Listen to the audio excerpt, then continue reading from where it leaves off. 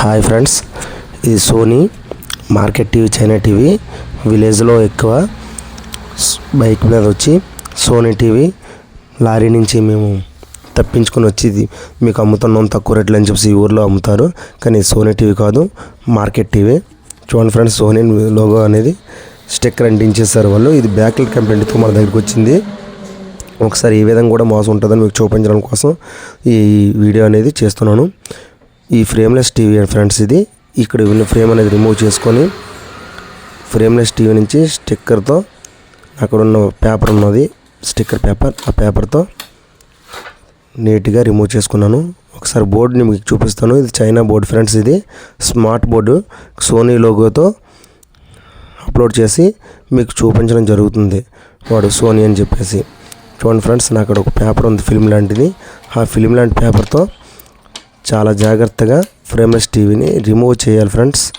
అలా కాకుండా ఎలా పడితే అలాగా స్పీడ్గా అనేది ఒకేసారి స్పీడ్గా లాగేసినా అక్కడ టర్నింగ్ ఎడ్జ్ దగ్గర ఎలా పడితే అలా లాగేసినా ప్యానల్ బ్రేక్ అయ్యే ఛాన్స్ చాలా ఎక్కువ ఉంది. కొంచెం ప్యానల్ హైట్ లేపినా సరే మనం బ్రేక్ అయిపోతుంది. కస్టమర్కి మనం సమాధానం చెప్పాలి, లేదా అంటే కొత్త ప్యానల్ కొనేసి కస్టమర్కి వేయాలి.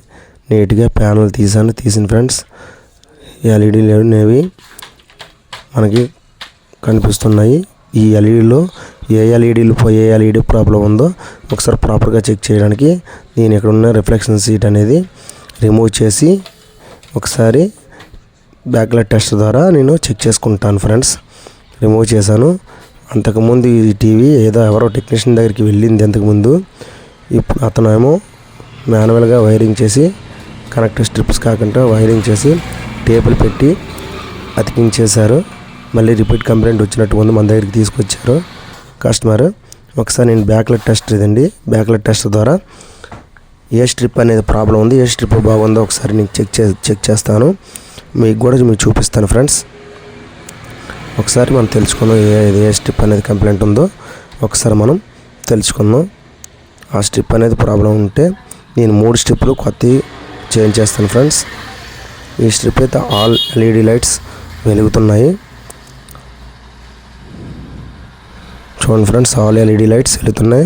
సెకండ్ స్ట్రిప్ అయితే వెలుగుతున్నాయి కానీ ఫస్ట్ స్ట్రిప్ మాత్రం ఒక్క ఎల్ఈడి మాత్రం వెలగడం లేదు. ఫస్ట్ ఎల్ఈడి దీనివల్ల సిరీస్ రూపంలో ఈ వైరింగ్ అనేది ఉండడం వల్ల టోటల్ ఎల్ఈడి అనేది వెలగడం లేదు. దానివల్ల ఆడియో వచ్చి వీడియో రావడం లేదు అని కస్టమర్ నా దగ్గరకు వచ్చాడు. నేను బ్యాక్లైట్ కంప్లైంట్ అనేది చెప్పాను వాళ్ళకి. కస్టమర్ అనేది చేంజ్ చేయమన్నారు, చేస్తున్నాను. థర్డ్ స్ట్రిప్ కూడా చెక్ చేస్తాను ఫ్రెండ్స్. థర్డ్ స్ట్రిప్లో కూడా బ్యాక్లైట్ కంప్లైంట్ ఉందా లేదా ఒకసారి చెక్ చేసుకొని టెస్టర్ ద్వారా అది కూడా స్ట్రిప్ ప్రాబ్లం ఉంటే మీకు చూపిస్తాను ఫ్రెండ్స్. థర్డ్ స్ట్రిప్ అనేది చెక్ చేస్తాను.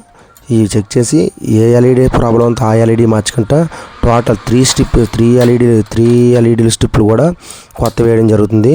ఓన్లీ ఒక ఎల్ఈడి మార్చినా సరే వెలుగుతుంది, కానీ ఈ ఓన్లీ ఒక కొత్తది ఒకటి పాతి 2 ఉండడం వల్ల ఏదో రోజు మళ్ళీ రిపీట్ కంప్లైంట్ వస్తే కస్టమర్ అనేది సాటిస్ఫాక్షన్ అవ్వడు.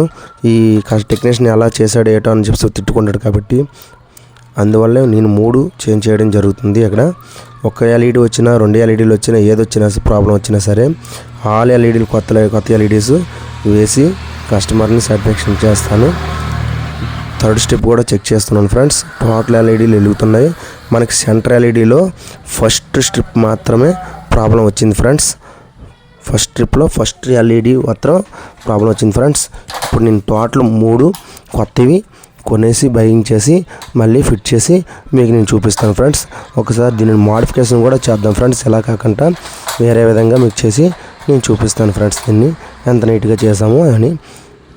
ఓకే ఫ్రెండ్స్, ఒక ఎల్ఈడి బయింగ్ చేసే ముందు ఇది ఎంత వోల్టేజ్ అని చెప్పి షాప్లో చెప్పడానికి 1 ఎల్ఈడి 3 వోల్టేజ్ తీసుకుంటుంది. కాబట్టి 3 షిప్స్ 3 వాట్స్ ఎల్ఈడి అనేది బయింగ్ చేసుకొని వచ్చి ప్రాపర్గా ఇందాకలా టేప్ గట్ట అంటించకుండా నీట్గా పైన అంటించుకొచ్చాను ఫ్రెండ్స్. నేను రిఫ్లెక్షన్ సీట్ పైన ఎందుకు అంటించానంటే డబుల్ హోల్స్ ఉన్నాయి ఫ్రెండ్స్. డబుల్ హోల్స్ ఎందుకు ఉన్నాయంటే అంతకుముందు టెక్నీషియన్ అనేవాడు దీనికి సరిపడే స్ట్రిప్స్ అనేవి మార్కెట్లో అతనికి దొరకపోవడం వల్ల అతనికి దొరికిన స్ట్రిప్స్ని అడ్జస్ట్ చేయడం కోసం అనుకూలంగా స్ట్రిప్స్కి హోల్స్ పెట్టి పేపర్కి హోల్స్ పెట్టి దాంట్లో అడ్జస్ట్ చేసి బయట వైట్ కలర్ టేప్ అనేది ఆ హోల్స్ని కవర్ చేస్తూ అతను పెట్టాడు. ఆ డబుల్ హోల్స్లో నాకు నచ్చక నీట్గా ప్రాపర్గా చేద్దామని చెప్పి దాని పైన నేను అనేది ఇన్స్టాల్ చేసి ఆ హోల్స్ని కవర్ చేస్తూ నేను ఫిట్ చేశాను ఫ్రెండ్స్. చూడండి ఫ్రెండ్స్, ప్రాపర్గా సిరీస్ రూపంలో వైరింగ్ ఇచ్చుకొని నీట్గా స్క్రూస్ వేశాను ఫ్రెండ్స్ నేను. ఎందుకంటే స్ట్రిప్ అనేది కదలకంట ఉండడానికి గట్టిగా పట్టుకొని ఉంటుంది కాబట్టి ఫ్రెండ్స్ టేబుల్ గట్ట పెట్టలేదు, ఎందుకంటే ఏదో రోజు ఊడిపోతుంది టేప్ అయితే.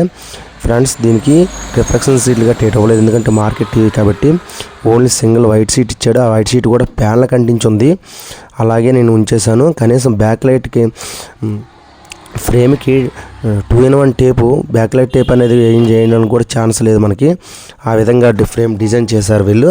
అందుకే పైన నుంచి నేను సెల్లో టేప్ అనేది అప్లై చేయడం జరిగింది. వైట్ కలర్ సెల్లో టేప్ పేపర్గా పైనుంచి కింద వరకు పైన అలాగా 3 సైడ్స్ పెట్టి కిందన బాటమ్ సైడ్ మాత్రం ఫ్రేమ్ అనేది వాడిచ్చిన ఫ్రేమ్ అనేది అప్లై చేశాను friends.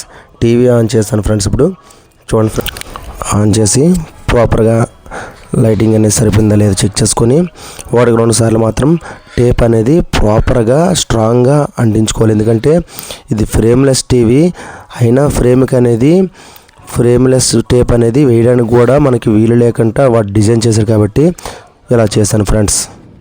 Please subscribe my channel please.